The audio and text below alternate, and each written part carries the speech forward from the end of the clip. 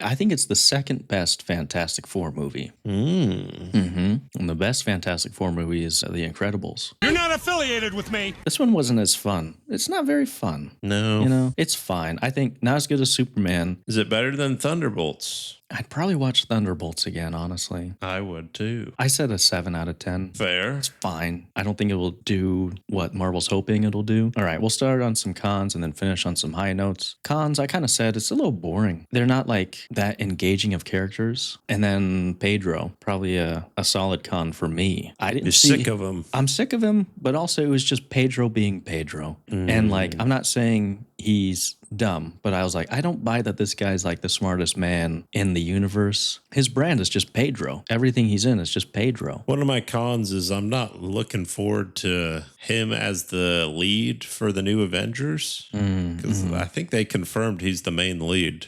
And obviously Doctor Doom's the villain, so that makes sense. But as I'm watching this, I'm like, I really don't want it to be, he's the new Iron Man lead kind of guy. I'm like, he's not that fun. Yeah, he's not that fun. He doesn't have the gravitas to be a leader either. Because in this movie, I feel like Sue was more of the leader and everything. This one didn't really give him a chance to be like Captain America leader. He wasn't doing a play-by-play and instructing people as much. Also, there were some things that I noticed, like from the trailer, maybe some story beats that were cut, and it felt a little misplaced. Natasha Lyonne's character, she was in like 2 scenes. They're like, oh, maybe they have a romantic thing Got between. a love thing. Yeah. It shows he likes humans. She's in like 2.5 scenes with him, and then nothing came from that. So it's like, what's the point? Showing that he still has a heart. Also, the Silver Surfer, I feel like it was pretty underdeveloped. Yes. Because at the end, sacrifices herself. But I'm like, going to sacrifice herself. Going to sacrifice himself. maybe, I don't know. Maybe just show what happened to him. Yeah, I thought Silver Surfer was lame. That whole character. And then even Galactus was kind of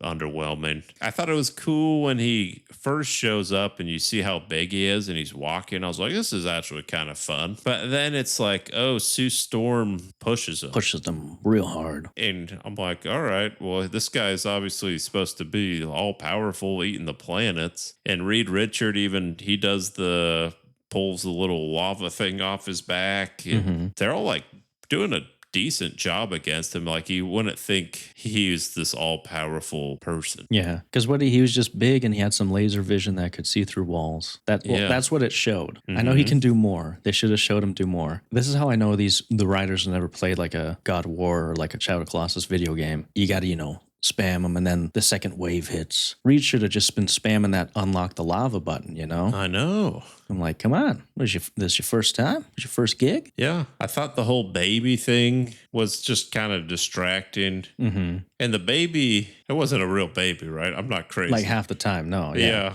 Where was like, I'm ugh. like, stop. Yeah. Like, what? You can do better than this.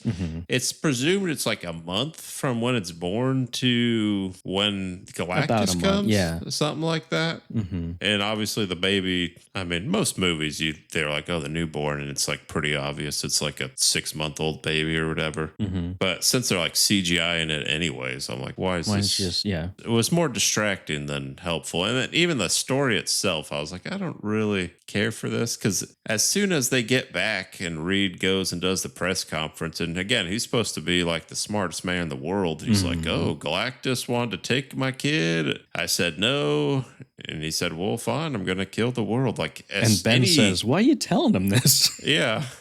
I'm like, any person with like a 30 IQ and above would be like, I can keep that to myself here. I guess it could be argued that, like, a lie of omission still a lie, and he's just trying to be honest or whatever, which is fine. But like, buy yourself some time, Also, Sue died at the end, and she came back with the magic of love. Is that what that is? Do you remember? I think, the baby's got some sort of powers. The babe with the power. What power? The power of voodoo. Voodoo? Voodoo. You do what? Mind me is the babe. Yeah, that was weird. Maybe explain that a little bit. Because she was like, he has powers. Like, maybe explain it. No, that's for the next movie. They're not good. Do you know how much crap they got to shove in that next movie?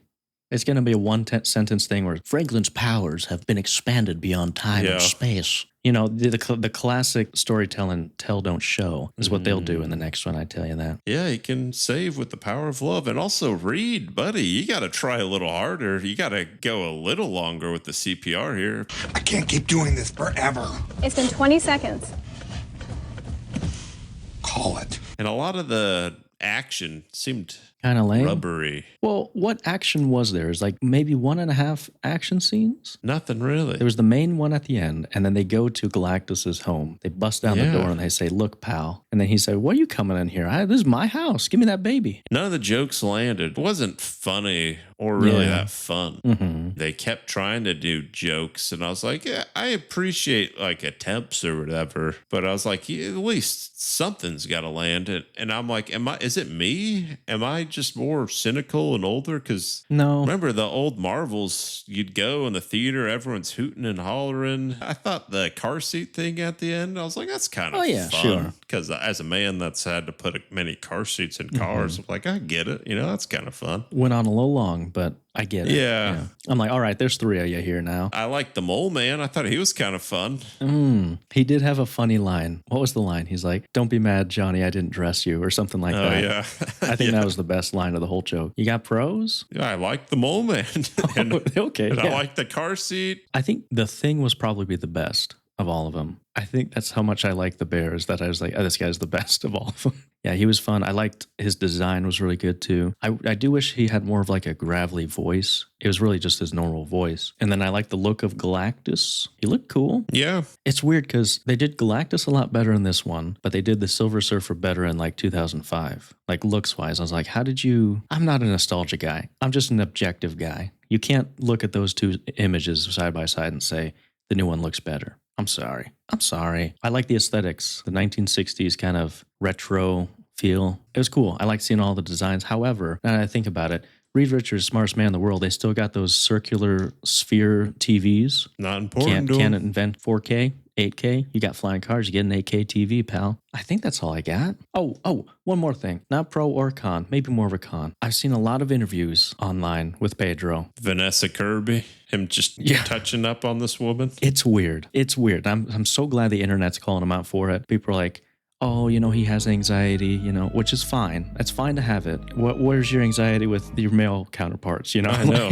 Or Bella Ramsey. I didn't see him touching her. Yeah, it just makes everyone uncomfortable. Maybe just be normal for 10 seconds. Also, maybe think about it this way. These people, they're playing a character, right? Whatever they're doing here, they're doing all weirdness. Everyone's talking about how weird they are. They're like, oh, Pedro Pascal's being weird for these press tours. For what movie? Fantastic Four. That's all this is probably. Just organic marketing to make people know that Fantastic Four's coming out under the disguise that this man has a mental disorder or whatever. Yeah. So you're saying he doesn't actually have anxiety even? Oh, yeah, probably does, but... You would think, like, why haven't you seen anything about this before? Yeah, because his co-star wasn't as hot as Vanessa Kirby. Can't blame him. He's playing the long game. It's a bold strategy, Cotton. Let's see if it pays off for him. Thanks for watching these highlights of our episode of the Stale Popcorn Podcast. If you want to listen to the full episode, check out the links in the description. Please like, share, and subscribe, and if you do that with your favorite YouTuber, I'm sure they would appreciate it too. Thanks, and have a great day.